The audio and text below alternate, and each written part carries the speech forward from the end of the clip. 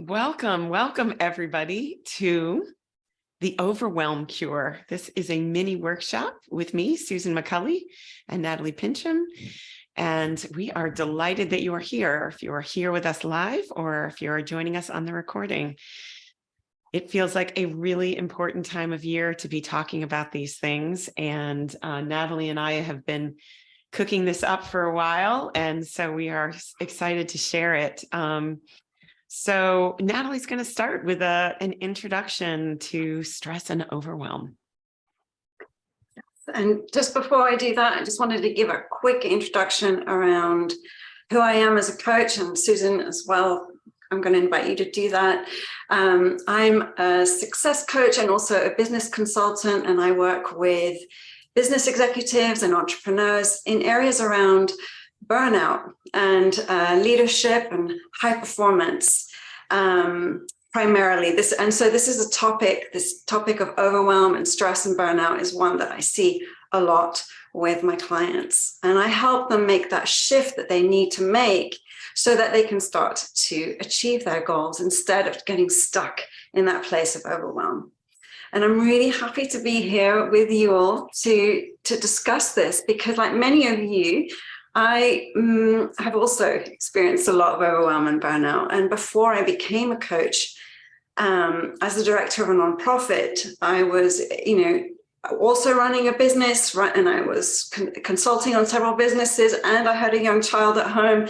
I was doing far too much, and I really did hit that wall of massive overwhelm. And ultimately, I discovered that this was really representative of a much larger problem in my life, of having a never-ending list of things that needed to get done, and all these places that I was putting my energy out into and literally not giving myself any time to breathe. And I really learned so much from that experience and coming out on the other side of that, which is why I'm so passionate about working with people through it, because I know that there's so much goodness on the other side of working through that. And I am really excited to dig into that so that hopefully we can help people get a little bit of breathing room for the weeks ahead, because Susan and I are both hearing from everyone just how overwhelming this season is, this time in particular. So Susan, I want to hand it over to you and tell us a bit about yourself and your story before. Oh, you're muted, Susan. I'm muted is what I am. No. Hi, everybody. And so I am I'm a lot of things, but one of them is a movement instructor and somebody who helps people remember the wisdom in their own bodies. And I've been doing this for a long time. And even so, I tend to be somebody who is optimistic and enthusiastic about a lot of things, which gets me into trouble. Sometimes I often will find myself saying yes to a lot of things that I think are important and good and worth doing, until the gunnels of my little boat gets filled up and I feel overwhelmed again. So I have gone in and out of this, and I have played a lot with a variety of different strategies. But one of the things that I really feel passionate about sharing with people is reconnecting, remembering the wisdom of their bodies, both how to identify the sensation of stress and overwhelm. It can be so pervasive in our culture that we can think of it as normal.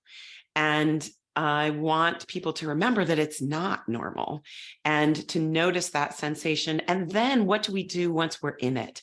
How can we help our bodies and minds come back online to process the energy, which really is what stress and overwhelm is? How do we process that in an effective and helpful way? So I can't wait to share some of that with you. Beautiful. So we are all walking around with carrying a lot these days, maybe more than ever. I don't know, that's a debate. But there's so much stress, and not just the day-to-day stress, but there are massive stressors in the world right now. stress is an epidemic. We've got COVID and war and money and just stress everywhere we go. And it's really chronic for a lot of us, and it's causing tremendous effects on all aspects of our lives, including our bodies, but also in our performance, in the way we show up with our friends and family, and in all aspects of life. And I hear from my clients that that stress is really the biggest blocker in general. And it just kind of hides out in sneaky places in our bodies and in our inability to move forward when we really want to do something, but we just cannot even put out one more bit of energy because we're already just flat out. And when we think about that, being in this state goes against what we're really trying to accomplish in our lives and what we really hope for our lives and the legacy that we want to leave behind for the ones that we care about. So, you know, that chronic stress really does have this kind of wear and tear effect on everything. So when we think about, you know, in the wild, we see that, you know, when animals go into a stress state, say they're being chased by a predator, they also go into what we talk about as the fight or flight response, right? Where everything in their body and mind is channeled toward dealing with that stress. And if, let's say it's the zebra who's being attacked by the lion, if that zebra gets away from the lion, well, then within a few minutes, they have an adaptive stress response and it runs its course and it ends in a relatively short period of time, and that zebra's hormones return back to normal.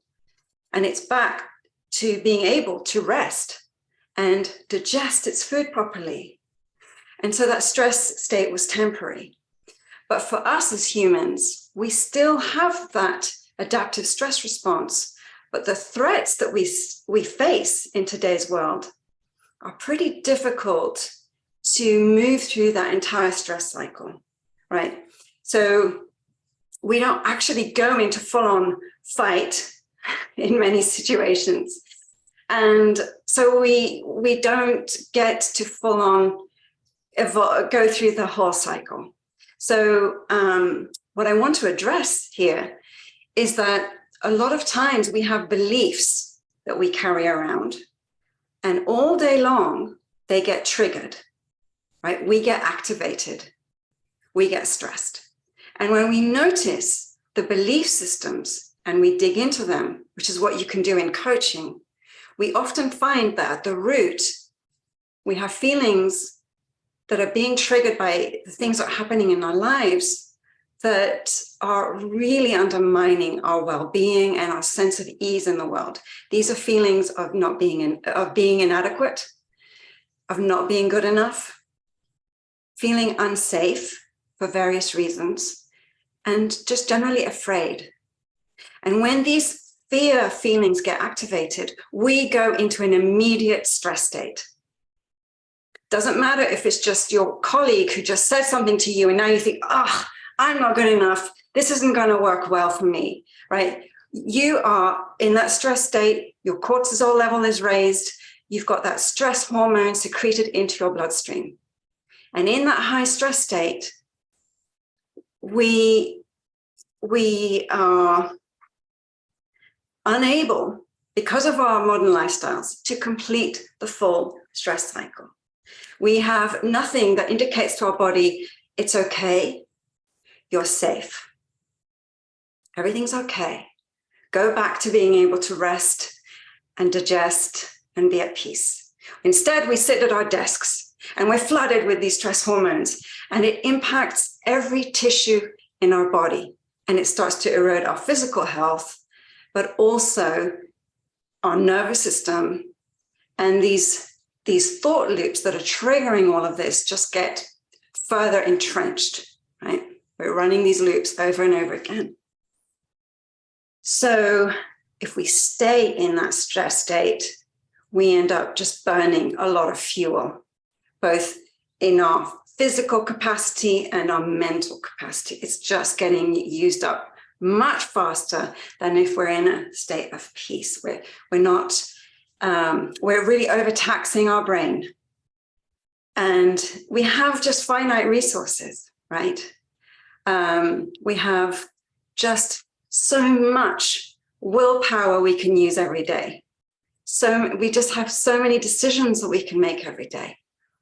And it's, and our focus has to be used in specific doses. And when we don't think about how we're dosing it all out and we're just using it up, burning up this stress response, we end up hitting that brick wall of burnout and overwhelm and exhaustion. And so that's where we really do need a strategy, different strategies to help us get through these moments of like, I just cannot do anymore. And it's something that can be calibrated. There's ways of addressing these thought loops, of addressing these stress cycles in the body as well. So we can actually neurochemically change our response to these thought patterns happening so that we don't go into full-out stress. And Susan is going to talk about what we can do in the body as well to interrupt that pattern that we are so caught up in. So, Susan, tell us a bit about what happens in the body. How do we know that we're in that stress response? Yeah, it's in some ways, it's very personal. Different people have different sensations of stress in their bodies and in their behavior in their lives. And I really love what you said about how in nature there is a completed cycle.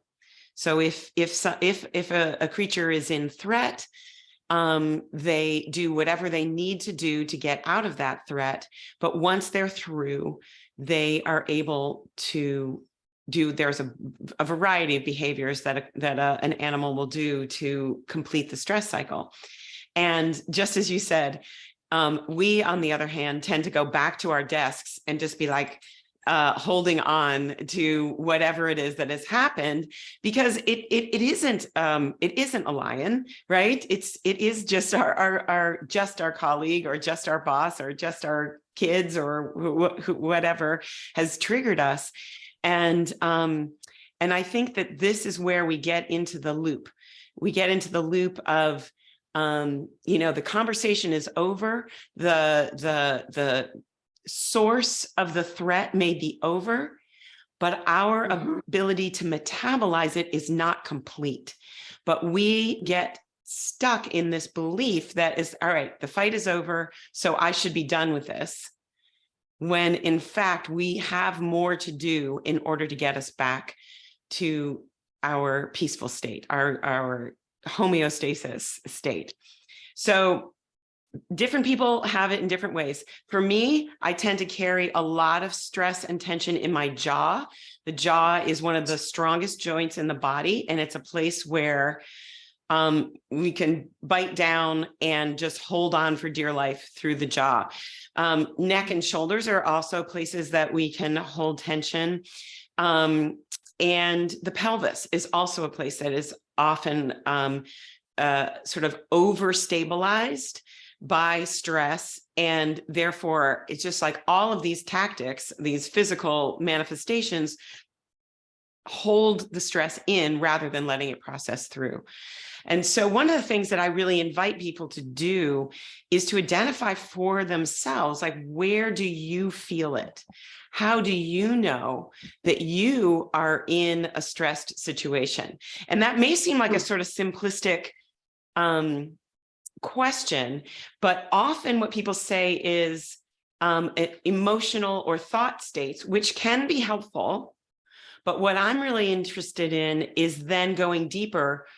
I might feel angry. I might feel rattled. I might not be able to concentrate.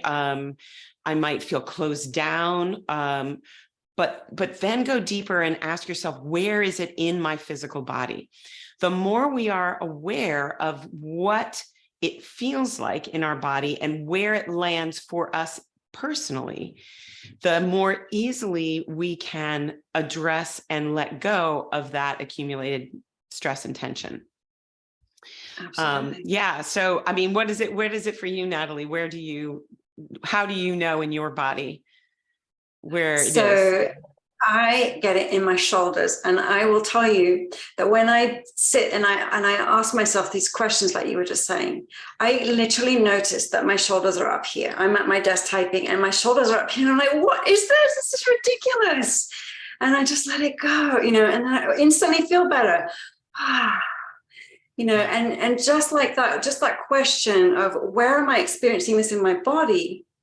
We can also ask that question about what was the thought that triggered this experience, like this state of stress? Mm-hmm. So it can be, if I think back to it, this morning I had that interaction with that colleague, and then they said this thing that I thought was really critical. So you just question it, were they actually critical of me, or is this me reading into this? Am I putting a whole story on top of what they said? Did I fully understand what they said? This is obviously something that when you work through this with a coach, you go really deep into how the brain is actually creating stories and how to interrupt all that. But, the quick takeaway from this is like, check in with the body, notice where it is, and try to notice, and do the same with your mind, and just say, maybe this is just a story. Maybe I can let that go. Yeah. Maybe I don't need to be carrying that anymore. Right. And I could just release that burden. Right.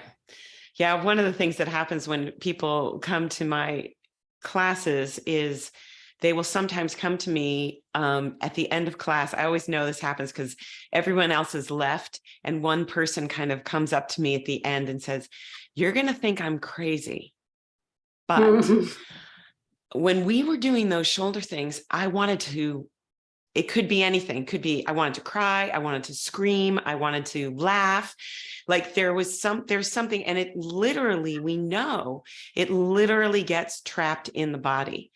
And part of what animals will do is will literally shake to release that accumulated tension. They will run, they will release it. And so knowing where it lands in you is such a powerful thing for then choosing, how do I want to complete the stress cycle? There may be things that I want to do with the relationship, and with maybe I want to have a conversation or invite dialogue around whatever happened. But none of that is going to go well unless you have completed the stress cycle and you have all of your brain back online, because the big reasoning part of your brain, your prefrontal cortex, when you're in that stress state, is not available to you. So one of the things that I'm always inviting is to keep noticing what's happening in your body. And then let's say you're like me and you carry your stress in your jaw. That may be an opportunity to intentionally release your jaw, or do one of my favorite things, the horse lips. Yeah. It takes a loose space. If you don't have a loose space, it can be hard to do. But doing something like that to remind your body that you're okay is worth doing. Sometimes I just invite people just to shake their hands out, or if you wanted to shake your whole body, if shoulders are something for you, or wherever it lands, intentionally, like, so Nathalie, let's say you're at your desk and your shoulders are riding up. The first thing I would say is really let them ride up, like really squeeze them, and then let them go. Because one of the things that can happen, is conscious, intentional tension can help release chronic tension. And so wherever it is, if it's in your hands, like, I know people who get this kind of thing going on, wherever it is, give it an extra squeeze and then let it go. And so this awareness, and then allowing yourself to do something to interrupt the pattern. So it could be one of these movements that I'm suggesting. Maybe it's just like moving your body in some way, putting on your favorite song and bopping around. I'm on my physio ball, which I sometimes like to just like bounce around, but it doesn't have to be that. It could just be getting up and going and drinking a glass of water. It could be stepping outside. It could be taking 3 deep breaths, just something to get to reset your system. And it doesn't have to be a big thing. It can be it can seem small, but it can be really powerful. Yes. One of the things that I tried that really worked for me is putting very cold water on my face and hands, or even having a really cold shower. It totally resets your system. It's uncomfortable at first, but it breaks the pattern. It triggers the vagus nerve. It literally makes you go like that, and it just allows your body to reset. And that's a very powerful thing. I found that that's really, really helpful. That's so great that you mentioned that. I'm almost a little shy to say that, but I've been doing that I've been taking cold showers every morning, pretty much for the past year. And my husband thinks I'm bananas. And so every morning I'm like, yes. And I get to the point where I crave the sensation. It's not exactly like hitting yourself in the head with a hammer that it feels good when it stops. It actually feels really rejuvenating. But I also have found wrists and face, drinking cold water, splashing my face with water, putting cold water on my hands has a similar, not quite as breathtaking, but it's but a similar impact. Yeah, that's a great one. And the other thing that you could do if you are in that stress and overwhelmed state is, after you've done that, going outside, splashing cold water on your face, whatever you're doing, ground yourself by reminding yourself, I am safe. In this moment, I am safe. And just repeating that to yourself helps calm everything down. I am safe. I am protected. Whatever reassuring words that you want to use for yourself, but just to remind yourself, check in with what's happening around you. What can you see? What can you smell? What can you taste? What can you experience to remind yourself that in this precise moment, you are safe and your body is allowed to just be calm. Yeah, that's beautiful. Yeah, there are 2 other things that that I really recommend to ground ourselves. I love the self-talk, and I do invite people to play around to find the words that feel right. Sometimes it can feel a little cheese ball to say, "You're okay, honey," or whatever it is. But I tell myself, "Sweetheart, you're all right. You're all right, sweetheart." And that for me feels really good. Now, to my husband, that might feel kind of dorky. So he has to find his own words that feel good to him. A couple of other things, once we have identified, we've cleared out, we've splashed ourselves or whatever, 2 things that have really been helpful to me. One is basically grounding the brain. So we can do this right now, is to take one palm of your hand and take it to your forehead. And this is basically cupping your prefrontal cortex. And then take the other hand and put it at your like the brain stem, the lowest part of your neck. So it's right where your skull comes in contact with your neck. And this is a way of getting your whole brain online. It allows your body to feel like reconnected. So when your prefrontal cortex goes offline, by putting your soft, warm hands on your head, it actually reconnects the connections in your brain.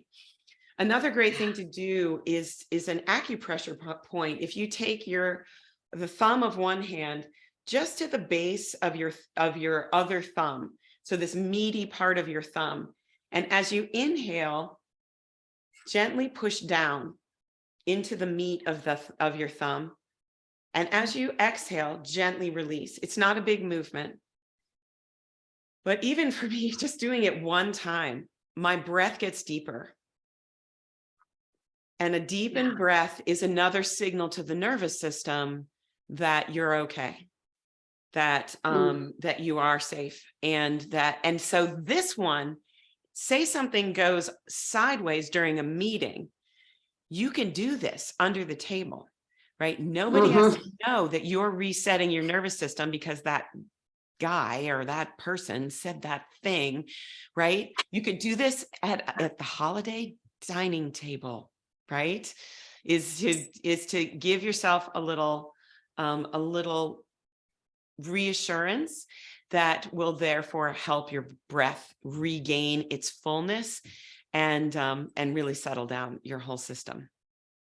I love that. So I want to also share one last thing. When I was working through all of this overwhelm, my coach shared with me that rest and rejuvenation time is the precursor to being productive. It's not the reward for the hard work. And that shifted absolutely everything for me, because I'd always thought, well, when I get this done, then I'll be able to rest. I think you have to say that again, because how many of us feel like I will rest when my to-do list is done? And who has ever gotten to the end of their to-do list? Nobody. So say that again. Yes. Rest is the precursor to productivity, not the reward for it. So, yes, I want you to take that, because it's powerful. It's so powerful, and it literally shifts how we organize our time. So when I started to realize I hadn't been prioritizing any rejuvenation time for myself, I was burning the candle at both ends. I was able to produce at a super high level in my work, but there were these other parts of my life that weren't getting any attention at all. And so I wasn't showing up in the way that I really wanted. With my friends, my family, my tanks weren't full. So I just couldn't show up at my best. And I know how easy it is to start dropping all the things that you're juggling when you're in that state, right? And you're taking one step forward, and then it feels like you take 2 steps back because you're in this unproductive tailspin. So how can you start noticing when you're getting out of alignment before you slip that far? That's where a resilience plan comes in.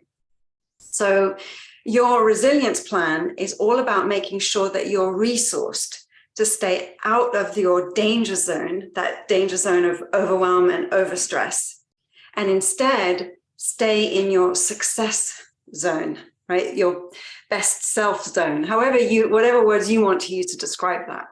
And it just starts with answering 3 simple questions. The first question is, how do you know when you're in a good place? Or as I call it, my success zone, right? My best self zone. So just ask yourself, I know I'm being successful, or I know I'm in my good place when, right? And for me, that looks like spending some time every day in some form of creative flow, being fully present in conversations with my husband, my son, my friends, smiling for no reason, just feeling joyful, making sure I do exercise of some form every day. My daily walks, for me, that's what that is. So that, if I'm not doing those things, that is my signal. Oh, I'm in my danger zone. Oh, I skipped my walk 2 days in a row. Not a good sign, right? That's step 1 of the resilience plan, is knowing What are those flags that are going to come up? The second step, how do you notice when you're no longer in flow state, right? You're not at all in your success zone. So, start to, figure out what your indicators are, right? I start to feel less creative. I'm not excited about going to work.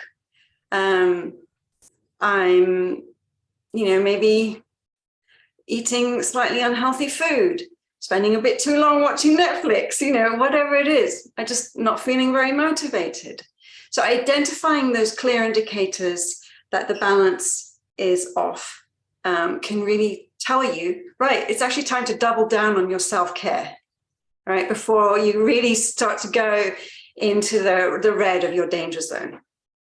And many people attach their identity to something fragile, like being the best at something or having specific things or a specific accomplishment.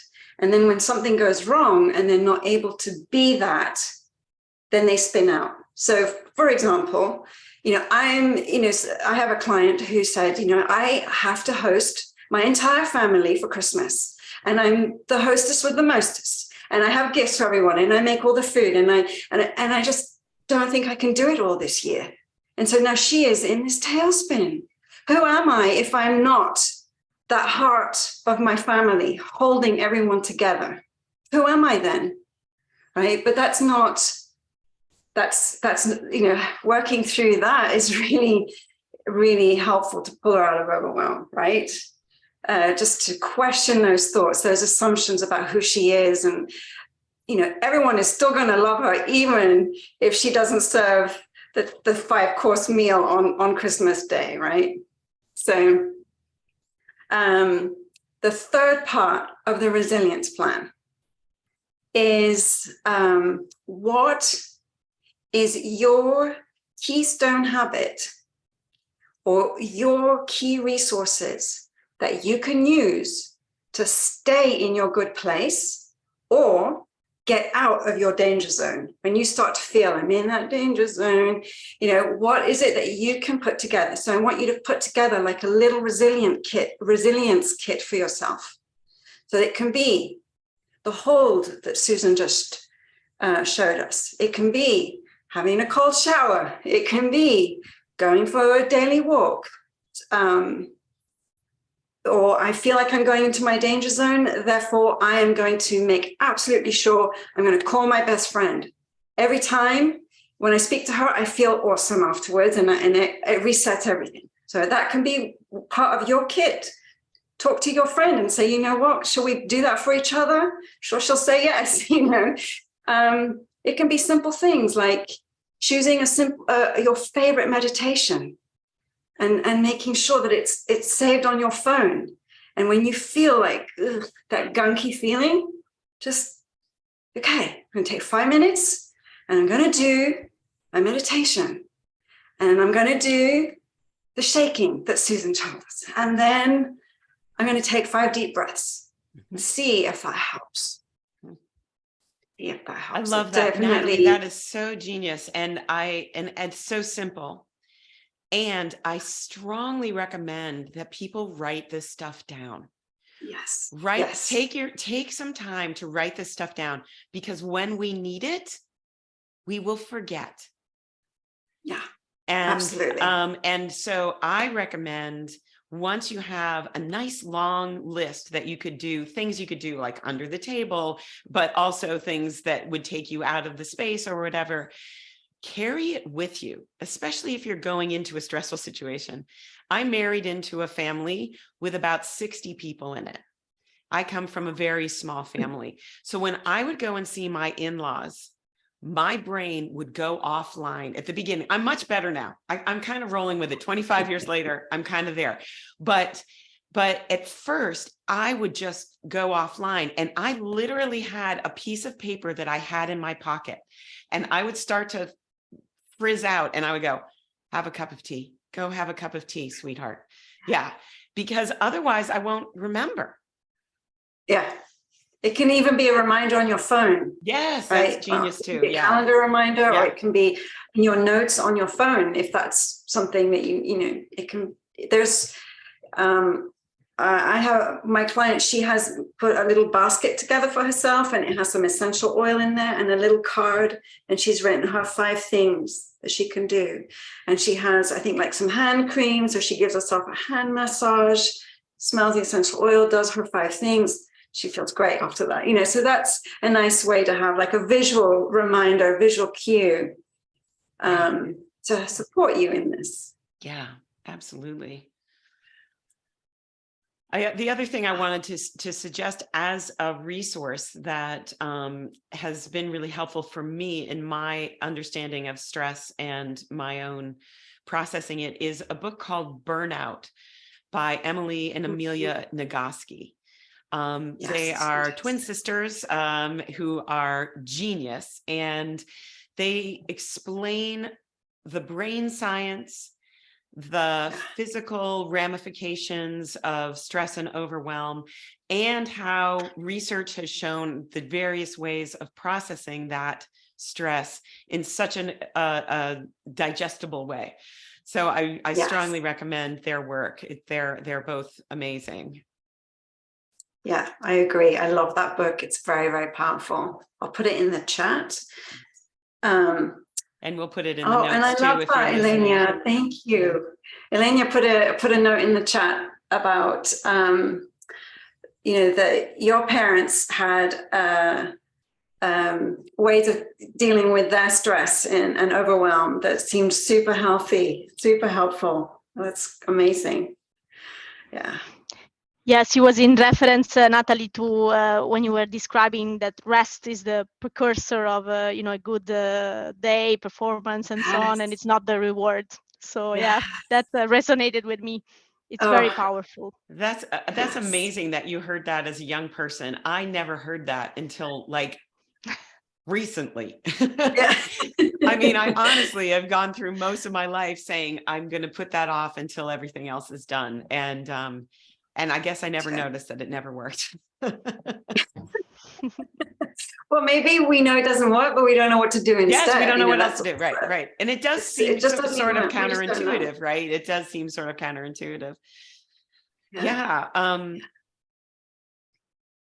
So what, I'm curious if either of you who are here with us live have any questions, if you're listening to the recording, if you want to share any questions, we would be delighted to hear from you. But anything that came up for you in regards to how and where you carry your stress and how you process it, and anything that is a takeaway for you?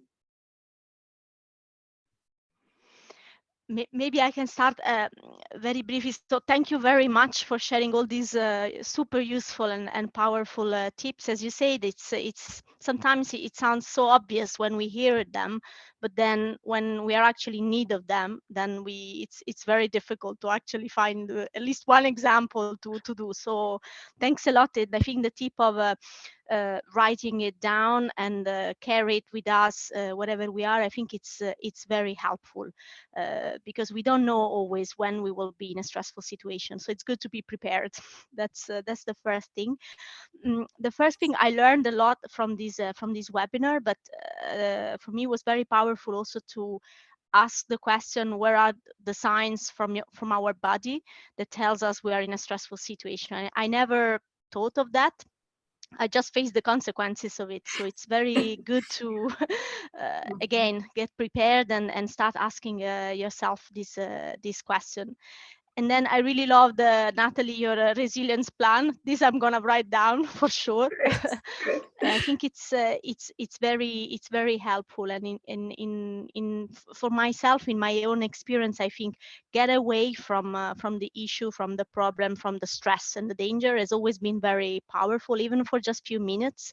Kind of changing scenery, it kind of makes me see things differently. So it gives me a different perspective straight away. And then I start saying, okay, maybe it wasn't as bad as I thought, or maybe I shouldn't be thinking that. And then immediately that pain and also physical pain is released. So yeah, I've taken note of all your very precious advice. Thank you so much. Oh, you're welcome. You're welcome. So glad it was helpful. Thank you for sharing that, Elenia. Thank you.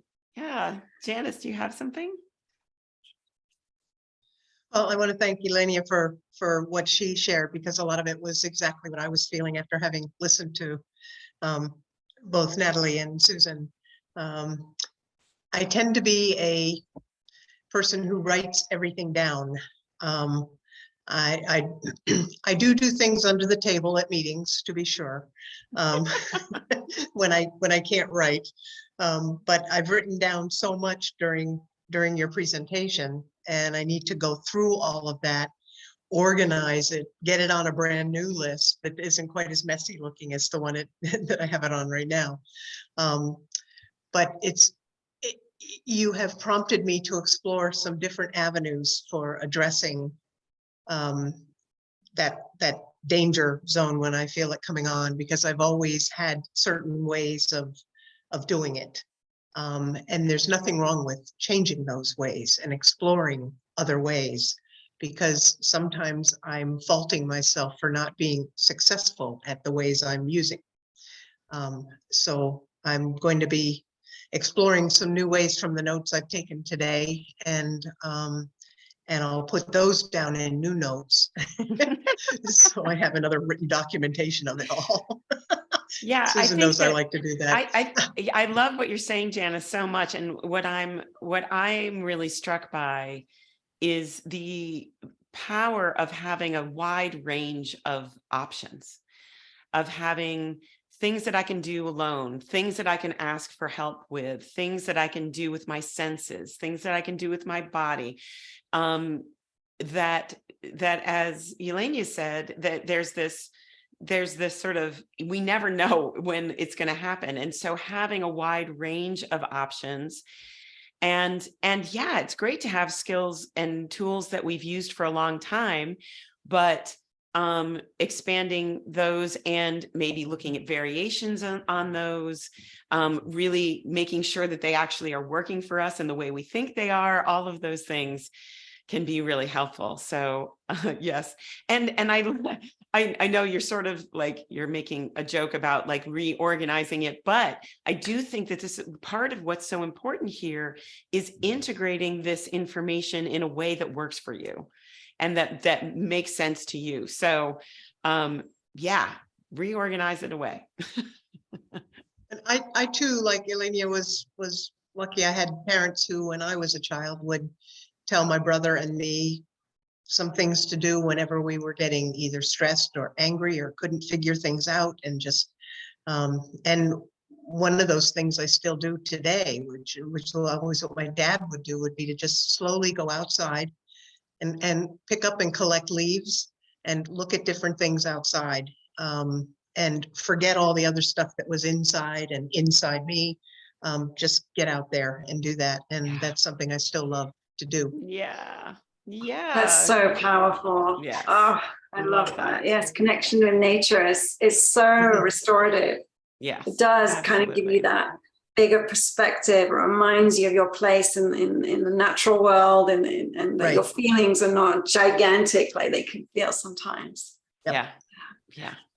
And the other thing I just quickly wanted to add about writing your list down is that personally, when I'm in a state of overwhelm and stress, I literally forget what I need to do. Like, I know if I have a glass of water and I go outside and I take some deep breaths, that makes me feel better. But when I'm in this state of like, I got to get all this done, I forget. So having a way to remind you, oh yeah, oh yeah, that actually does work. And oh yeah, I really need this right now. So for me, having that reminder pop up on my phone is really helpful, because I do need that sort of little, prompt. My brain, that part of my brain shuts down when when I'm in Yeah, I overdoing mean, mode. that's exactly what happens, right? It's exactly those whole sides of the brain just, collapse in, and that's fine if we're running from the lion, but if what we're doing is not actually life-threatening, it doesn't really help us. And that sort of leads us, as we're coming to a close, is we are very curious to know what kind of support we might offer going forward in terms of navigating stress and overwhelm on an ongoing basis. Is it a more in-depth workshop? Would it be a kind of community where we were touching base on a regular basis? We'd love it if you would think about that and let us know what is the most helpful to you and what would be most helpful going forward, for sure. Yes, we want to support in a way that's not overwhelming. Yes, we don't want to add any more burden to anybody's day and week. Yeah. So we'll think about that too, but we would love any ideas or any thoughts about that, whether you're here with us live or on the recording. So please email us back and let us know. Yes. Well, thank you so much. Thank you so much. Thank you. Such a pleasure to be here. Wonderful. All right. Have a wonderful day, and we will be in touch soon. All right. You as well.